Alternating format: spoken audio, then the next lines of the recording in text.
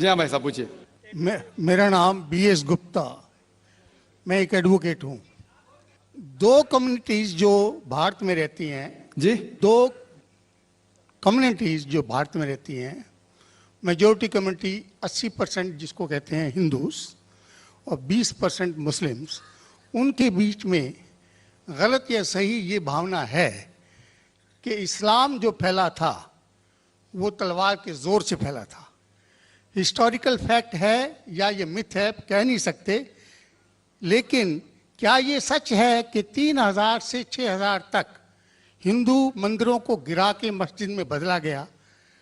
क्या ये सच है कि स्पेशली औरंगजेब के वक्त में हजारों लाखों हिंदुओं को ज़बरदस्ती उनके जनेऊ काट के उनको मजबूर किया गया कि वो मुसलमान बने?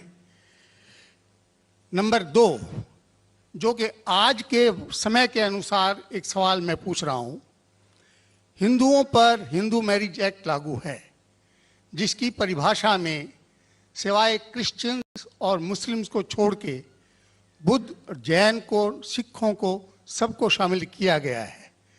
क्या मुसलमानों का ये कहना नहीं बनता कि आप सबको शामिल करते हैं हिंदू मैरिज एक्ट में, इसका नाम बदल के एक ऐसा एक्ट बनाया जाए जो सब पे लागू हो, या इसके अल्टरनेटिवली एक यूनिफॉर्म सिविल कोड जो दोनों धर्मों के अच्छे टेनेट्स को शामिल करे, उसको लागू किया जाए?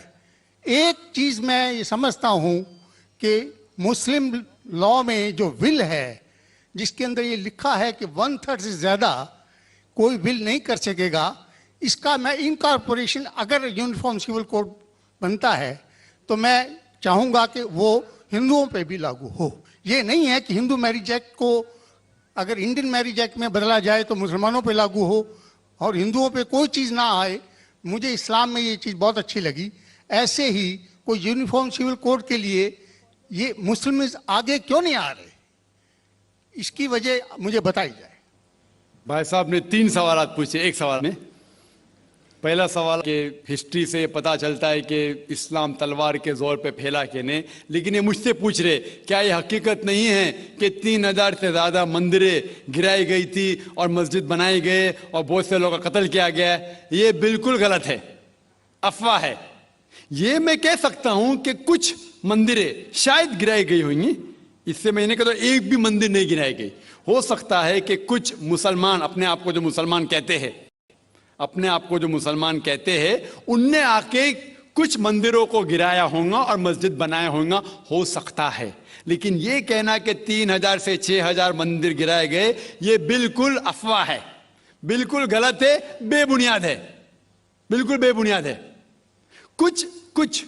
कुछ मुसलमान राजाओं ने गलत काम किए होंगे, उससे आप इस्लाम को दोषी नहीं ठहरा सकते।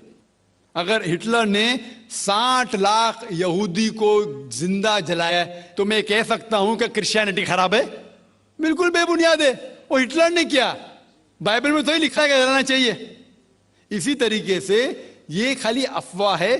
कुछ मंदिरों को शायद गिराया गया होगा, मैं ये नहीं कहता कि नहीं गिराया गया, लेकिन उसको छोटी चीज को लेके उछाला जाता है मीडिया में और किताबें लिखी जाती है। आप देखो टीपू सुल्तान के खिलाफ आ गए। आज भी आप जाएंगे मैसूर के अंदर, उसके आजू बाजू आप देखेंगे तो टीपू सुल्तान के जो आंगन के अंदर है उसके अंदर मंदिर है।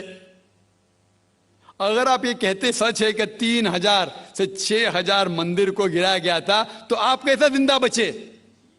आप कह रहे थे कि हजारों लोगों को कत्ल किया गया, आप कैसे जिंदा बचे? आप जिंदा बचे ये शहादत दे रहा है कि मुसलमान तलवार के जोर पे नहीं फैला।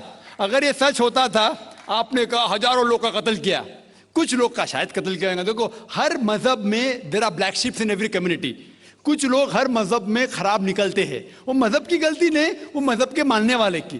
क्रिश्चियन में आपको कुछ खराब लोग मिलेंगे, मुसलमान में मिलेंगे, हिंदू में मिलेंगे।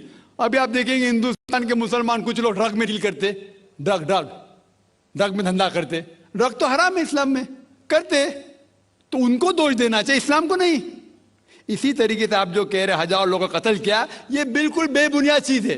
कुछ लोग का शायद किया होगा, और ये ही सबूत है, मैंने मेरी तकरीर में कहा कि 80% से ज्यादा गैर मुस्लिम हिंदुस्तान में हैं।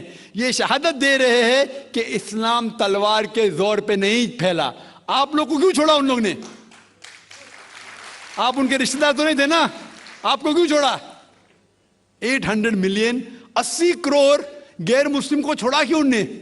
क्यों छोड़ा? अगर दम ही था हुकूमत की 1000 साल सब लोग को मुस्लिम बनाते थे। इससे यह जाहिर होता है कि इस्लाम तलवार के बलबूते पे नहीं फैला। कई लोग, कई गैर मुस्लिम इस्लाम से मुतासिर होके उन्होंने इस्लाम कबूल किया। तो यह कहना बिल्कुल गलत है। आपका दूसरा सवाल कि हमें क्या करना चाहिए? ये अलहदा लॉ नहीं होना चाहिए, सब एक ही कॉमन सिविल कोड होना चाहिए और सब मजहब की अच्छी चीजें लेके कॉमन सिविल कोड करना चाहिए। मैं आपके बिल्कुल साथ हूं।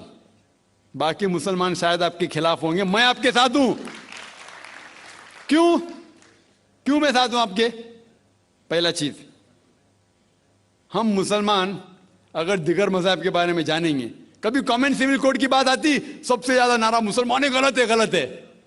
यह मुमकिन ही नहीं है, क्योंकि हिंदुस्तान में हिंदू मजहब के कितने फिरके हैं। यह मुमकिन ही नहीं है। मुसलमान तो सिर्फ 20% या 80% या 75% जो हिंदू लोग हैं उसमें ही मुमकिन नहीं है। ये कॉमन सिविल कोड हिंदू लोग ही इसको फॉलो नहीं कर सकते। हिंदू मजहब में कितने मुख्तलिफ ग्रोह है। एक कहता है कि बेटी को जाना चाहिए, एक कहता है बेटे को जाना जायदाद, एक कहता है कि जितनी खेती है वो नहीं जा सकती बेटी को, दूसरा ग्रोह कहता है। कितने मुख्तलिफ ग्रोह है, हजारों। यह मुमकिन ही नहीं है पास होना, मुमकिन ही नहीं। मैं कहता हूं यह अफसोस की बात है कि हम मुसलमान जानते ही नहीं, हमको आवाज करने की जरूरत ही नहीं है। ये खाली हमें छेड़ रहे हैं। क्या कर रहे? छेड़ रहे हैं और हम उकसा जाते।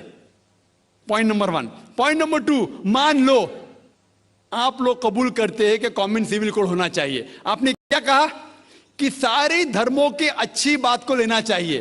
बिल्कुल सही। मेरा पहला सवाल, आप इस्लाम में एक चीज बताओ जो इंसानियत के खिलाफ है, तो हम निकाल देंगे उसको।